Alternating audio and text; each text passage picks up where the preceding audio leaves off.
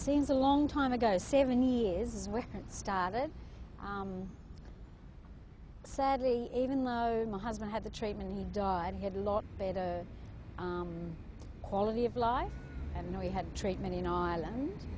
And it was 6 months after he died I began the campaign, because many Australians were travelling overseas for oncothermia, hypothermia, different variations of the treatment. So I suppose it was my belief, once I saw the different patients and what was happening, it was my belief that that we should have more choices in cancer treatment, and all in combination. It seemed to be the most success when we combine different treatments. Okay, so obviously 6-7 years of campaigning is a long time. Tell us about some of the major challenges that you faced. The major challenges is just keeping it moving all the time, and getting probably more awareness. I've always believed it's about awareness, so getting that out to the people. It has changed in that time. I think the internet has made it a lot better. People are able to research themselves, particularly the published papers. So yeah, it's sort of, you know, obviously then to go through TGA and the paperwork, and yeah, it's been quite a bit to raise enough money. We've raised enough money for some of the studies, but obviously I'll be looking for both government and philanthropic help to do multiple studies. This is rebated in some countries overseas, so you know there's no reason once the studies are done that we could have rebates. So when was the moment when you were like, okay, this is real, it's actually happening? About the time that the A380 over Singapore, which Professor Jackson and myself were returning on, it was about that time. So I believed if we survived that, we could survive anything and we could do anything. But also we met with the Minister, Nicola Roxon, afterwards, and she said her advisors weren't that keen. So she was honest, and it was then we just finished raising the money and just said we'd get on with it, start the studies, start the treatment. So we've been treating since November. How much money did you raise? We raised about 150,000, and that was between both city and country, which is wonderful. I'm very thankful to the Tamworth, Liverpool Plains area, because they've been very supportive.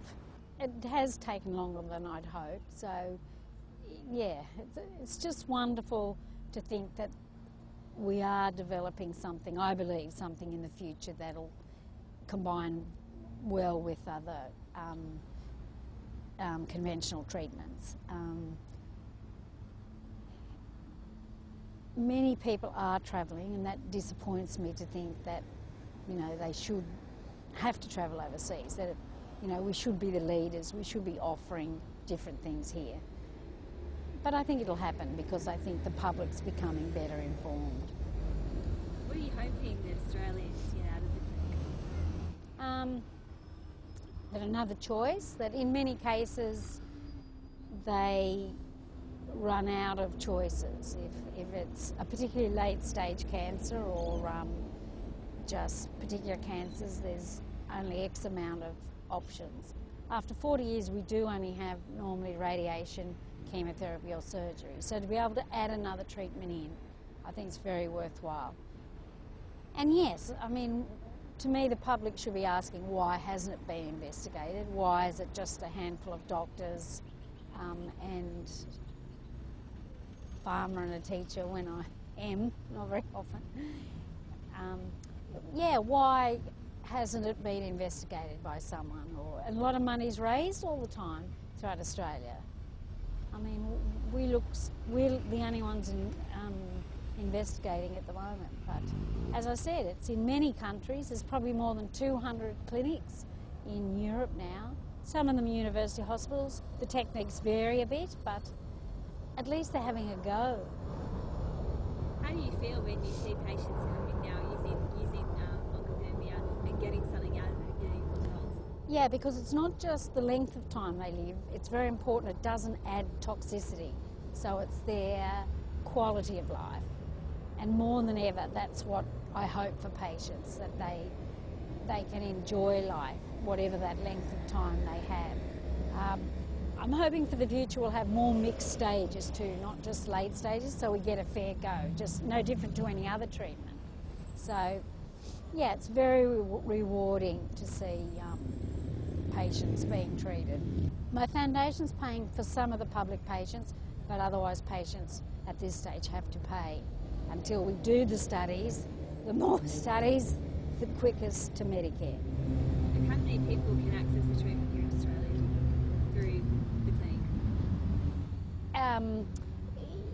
You can treat 6 or 7 a day, so probably 5 days a week. It's all with one piece of equipment.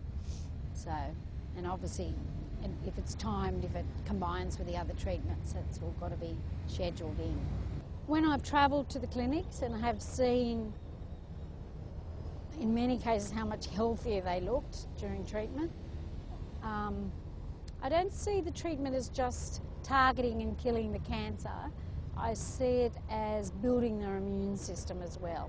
That's yet to be proven up, but they seem to benefit overall from the treatment. So, yeah, it's just to not see them so sick. I can't emphasise enough the quality of life so important.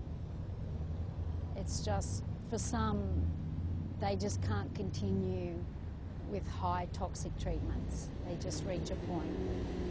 So if we can offer something else, I think it's going to be a wonderful, wonderful seeds set for the future. It'll develop, and I hope we'll be part of that development. It won't just stay still like any technology. So really you're hoping that people just get less suffering from this? Yeah, and obviously if they have then better results, that's what we're going to try and establish. Even though it is an established procedure in Europe, it does need more papers, I realise that. So, you know, maybe Australia, that's the part they can play. But there's been a lot of wastage too with research, you know, with people duplicating. There needs to be more cooperation, you know, at a world level, I believe. In terms of getting a better quality of life, is that what it did for your husband? Yes. It took away his pain. He had a blood-to-bone cancer, and I can't tell you how much pain he had at times, but each time he had, it was a variation of his treatment, the pain came off, unbelievably so. And you don't make 5 long-haul trips to Ireland when you've got final stage cancer. I mean, it was fine for him to do that. Do you think he'd be proud of you? I'm sure he will. If he was here, yes, and I know the emotional side is he would have spoken out as well. It certainly was hard when he didn't live.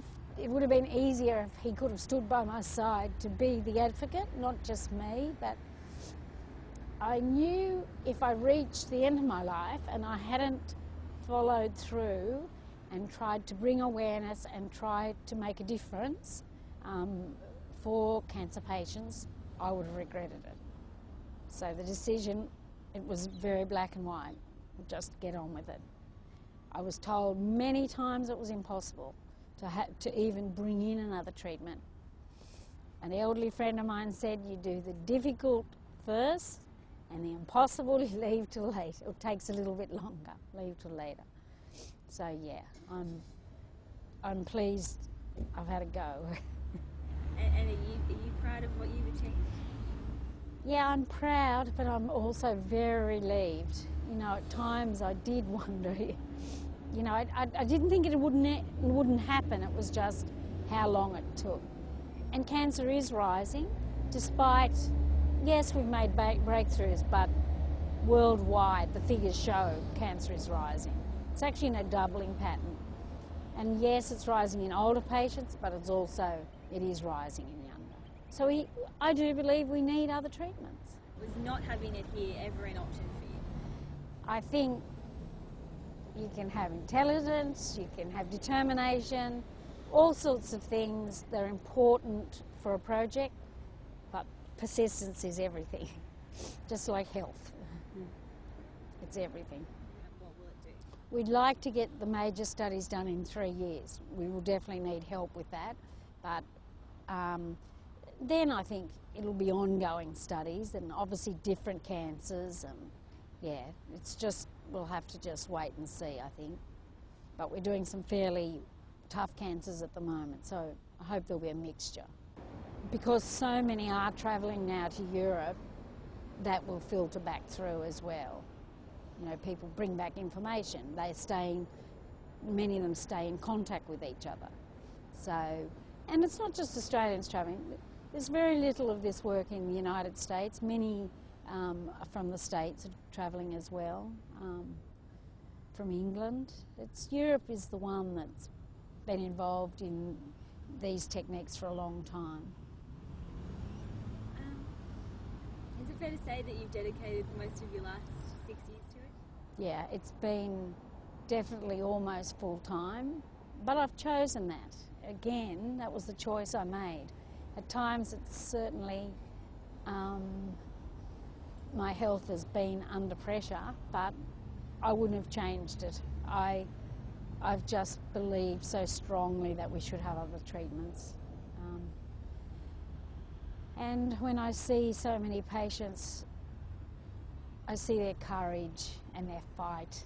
And when I see that, that helps me have the fight. Anyone that wants to help in any way, whether it be to contact politicians for us, because it doesn't stop at boundaries or political parties. You know, I would hope they're all interested. A few have helped. I need more help there. Philanthropic help, whatever. People know in their own heart how they can help. Any support's always appreciated.